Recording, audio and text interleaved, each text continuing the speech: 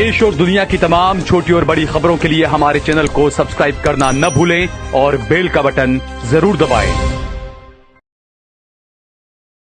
नमस्कार दोस्तों, स्वागत है आपका देश लाइव में और आपके साथ मैं हूँ आशिमा त्यागी। दोस्तों, दुनिया एक बार फिर उस मोड़ पर खड़ी है जहां एक गलत फैसला पूरी मानवता को भारी पड़ सकता है। डोनाल्ड ट्रंप की धमकी ईरान को पत्थर के दौर में भेज देंगे सिर्फ एक बयान नहीं था।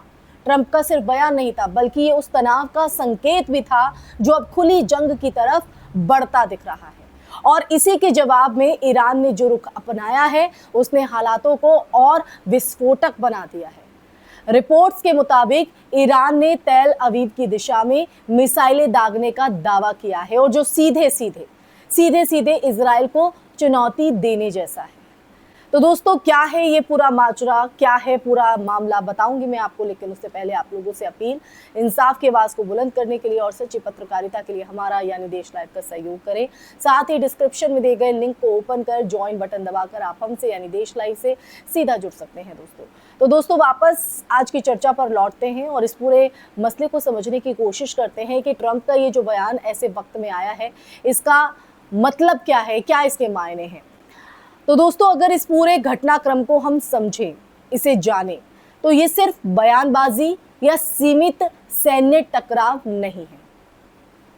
ये उस लंबे भू राजनीतिक संघर्ष का हिस्सा है जिसमें अमेरिका, इजराइल और ईरान दशकों से आमने सामने है। ट्रंप का ये जो बयान है उस अमेरिकी रणनीति का हिस्सा माना जा सकता है जिसमें डर के जरिए नियंत्रण की जो नीति है वो अपनाई जाती है। लेकिन सवाल ये है कि क्या आज का ईरान वही है जो 2000 के दशक की शुरुआत में था? जवाब है नहीं, नो। आज ईरान के पास उन्नत मिसाइल तकनीक, क्षेत्रीय सहयोगी और एक मजबूत, एक दृढ़ सैन्य ढांचा है। वो पहले जैसा ईरान नहीं है। ईरान की प्रतिक्रिया को अगर हम देखें तो केवल भावनात्मक या उसे उग्र नहीं कहा जा सकता है। ये एक कैलकुलेटेड रिस्पॉन्स है, क्योंकि जब ट्रंप जैसे नेता खुलेआम स्टोन एज जैसी भाषा का इस्तेमाल कर सकते हैं तो ये सिर्फ सैन्य चेतावनी नहीं होती है, एक बयानबाजी नहीं होती है, बल्कि एक, अगर देखा जाए तो ये एक मनोवैज्ञानिक दबाव बनाने की कोशिश भी होती है, एक तरह का प्रेशर। लेकिन ईरान ने जिस तरह से सीधे इजराइल को निशाना बनाते हुए अपना रिएक्शन दिया, अपनी प्रतिक्रिया दी, उससे ये साफ है कि वो अब डिफेंसिव मोड में नहीं बल्कि ऑफेंसिव डिटरेंस की रणनीति पर काम कर रहा है। तो दोस्तों, अगर इस पूरे संकट को हम समझे तो इस पूरे संकट का सबसे बड़ा पहलू ये है कि इसमें सिर्फ दो देश नहीं बल्कि पूरा मिडिल ईस्ट शामिल हो सकता है। अगर ईरान और इजराइल के बीच सीधी जंग बढ़ती है तो इसमें लेबनान का हिजबुल्ला, यमन के हूती और यहाँ तक कि खाड़ी देश भी खिंच सकते हैं। और इसका जो असर है, इसका असर सिर्फ युद्ध क्षेत्र तक सीमित नहीं रहेगा बल्कि वैश्विक तेल बाजार, व्यापार और आम लोगों की जिंदगी पर भी पड़ेगा। और खासकर भारत जैसे देशों के लिए जो तेल आयात पर डिपेंडेंट है, निर्भर है, ये स्थिति आर्थिक झटका जो है वो बन सकती है। अब बात करते हैं उस मिसाइल हमले की जो रिपोर्ट में सामने आया है। अगर वाकई ईरान ने तेल अवीव की ओर मिसाइलें दागी हैं तो ये एक सिंबॉलिक स्ट्राइक भी हो सकती है, जिसका मकसद ये दिखाना है कि ईरान सिर्फ बयान नहीं देता है बल्कि जवाब देने की क्षमता भी रखता है। हालांकि इन हमलों की अगर स्वतंत्र पुष्टि की हम बात करें तो इन हमलों की स्वतंत्र पुष्टि अभी तक पूरी तरह से नहीं हुई है, लेकिन इस तरह की जो खबरें हैं वो खबरें भी माहौल को और ज्यादा तनावपूर्ण जो है बना देती है। अब देखिए, एक और अहम पहलू है अमेरिका की भूमिका। ट्रंप का सख्त बयान ये दर्शाता है कि अमेरिका अभी भी खुद को इस क्षेत्र का अल्टीमेट पावर ब्रोकर मानता है।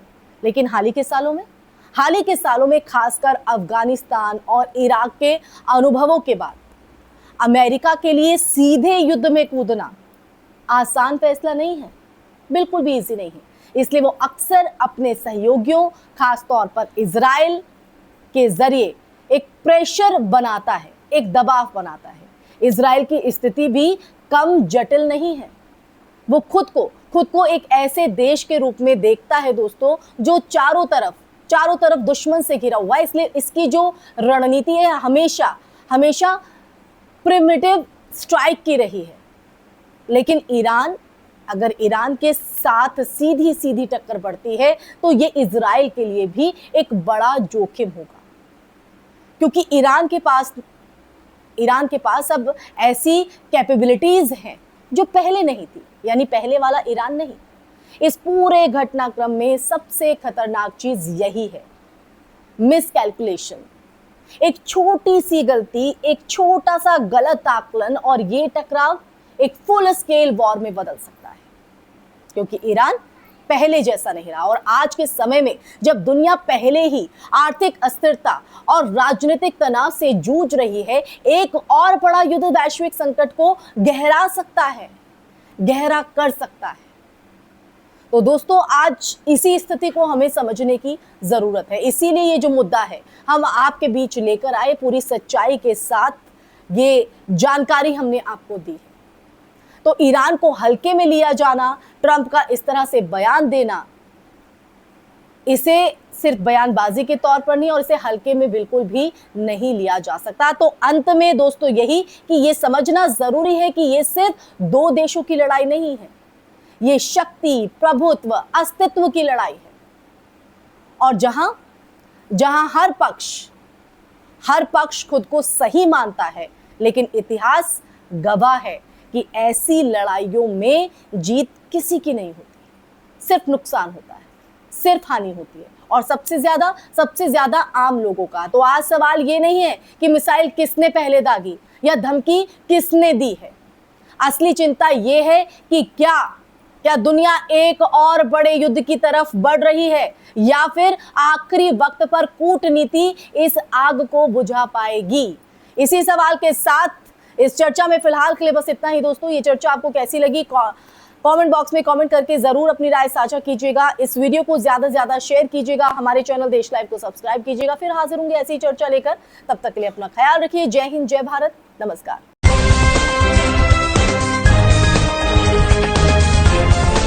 देश और दुनिया की तमाम छोटी और बड़ी खबरों के लिए हमारे चैनल को सब्सक्राइब करना न भूलें और बेल का बटन जरूर दबाएं।